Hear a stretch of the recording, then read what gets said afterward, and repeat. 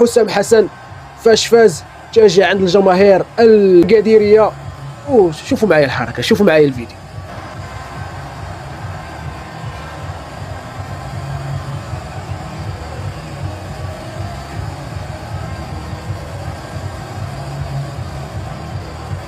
هذه هي مصر اللي كانوا يشجعوها الجماهير السوسيه، هذه هي مصر اللي كانوا يشجعوها الجماهير المغربيه.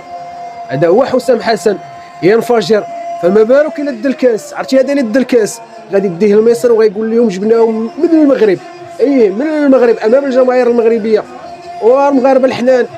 شوفوا معايا شنو واقع. هادشي راه باقي ما داوش الكاس، ما بقاوش تدخلوا تشجعوهم. راه قلنا لكم مابقاوش تدخلوا تشجعوهم، بقاوش تدخلوا تشجعوهم. راه غيديو الكاس من هنا وغتبقى لينا فقسه، غتبقى لينا فقسه صراحه الله. والله حتى شوف واش دابا هذه حركه لاش يمشي يتجه للجماهير، والجماهير اللي كتمسانده للمنتخب المصري. وحنا تنعرفوا المصريين والخبط الكروي ديال مصر راه بزاف. راه ضربه الجزاء ديال طنزانيا داروا لينا على حاله، هما